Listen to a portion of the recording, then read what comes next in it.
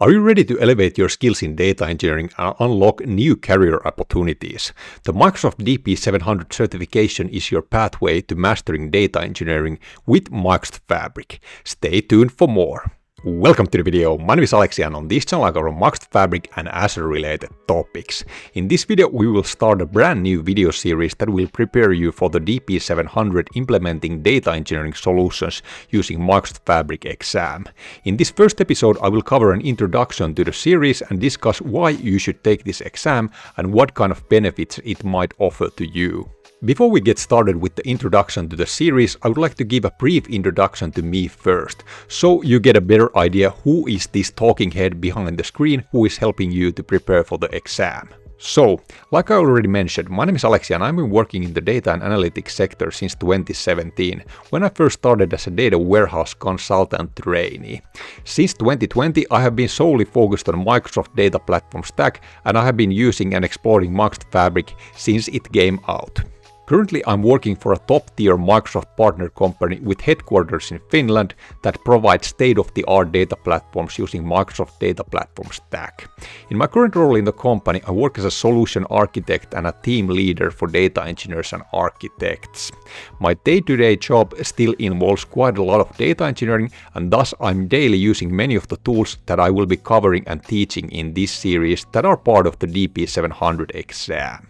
Also, if you're interested in connecting or following me on LinkedIn, where I post things quite often, feel free to do so, and the link to my LinkedIn profile can be found in the description.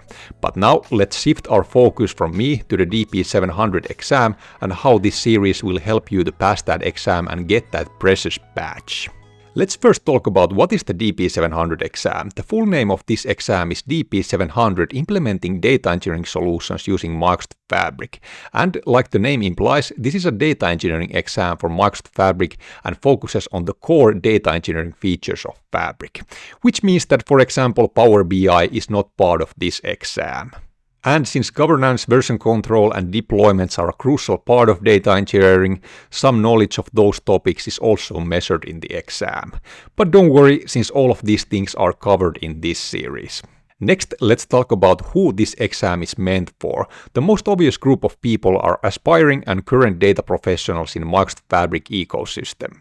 In my opinion, this exam is not only for data engineers, since other people working with data like data analysts, platform administrators, and AI and machine learning specialists, to name a few roles, can also benefit from this exam, since in Fabric all the different data activities are so well and tightly integrated to one package that people using Fabric can't avoid dealing with the topics covered in this exam.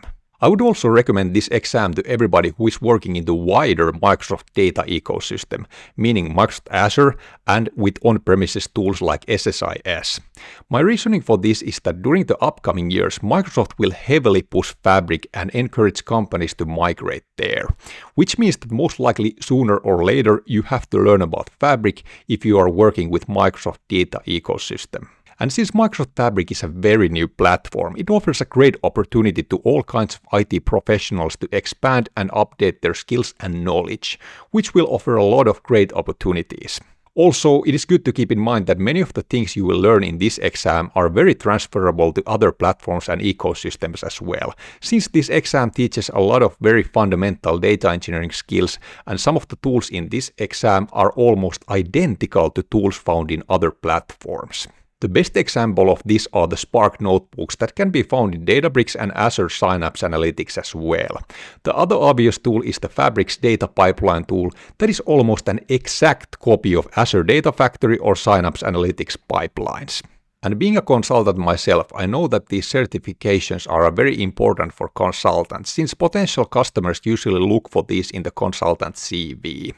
Also, in many cases, company for whom the consultant works can greatly benefit from these certificates as well, since in many cases X number of certificates are required to achieve different partnership tiers with Microsoft, which will then offer great benefits to the company. And now let's talk about why you should take this exam. In my opinion, the answer to this question is very simple. Certifications equals more money. And who wouldn't like that? And yes, I'm oversimplifying things with this statement, but in my opinion, this is the underlying reason for most people to take this exam. But let's break it down a bit more. Having a certificate is a concrete proof from Microsoft that you have learned the skills needed for passing that specific exam. You can think about these certificates as like mini degrees in your CV, and in some cases employers will most likely value certificates over formal degrees, since skills needed to pass certification exams are in many cases the same skills you need in your day-to-day job. I know from a personal experience that certificates are some very good leverages in salary and title promotion negotiations, and personally I have 5 different Microsoft certificates and few other IT certificates as well, and I have managed to use those certificates to progress on my career and get some raises to my salary multiple times. Next, let's talk about some helpful background knowledge for this exam. Since this is an associate level exam, it is already aimed at people who have been working in the field for a while. However, this doesn't mean that a complete beginner can't pass this exam, it will just require more work. First, I would say if you know some data engineering basics, like how data flows from one data layer to another, then you have some solid background knowledge to learn the topics covered in this exam. Even though semantic models and Power BI are out of scope for this exam, some data modeling basics are still needed since this exam requires you to know the basics of dimensional data modeling. This exam will require you to know at least the basics of 3 programming languages, which are SQL, Python/PySpark, and KQL. We will cover the basics of each language in this series to help you learn them if you are not already familiar with all of them. Then lastly, since this is an IT exam, some general IT skills are very beneficial, like knowing how to use version control like Git and how CI/CD processes and pipelines work, and some general security practices like least privileges principle.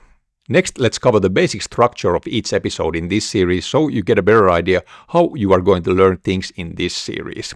Each episode is divided into 3 sections.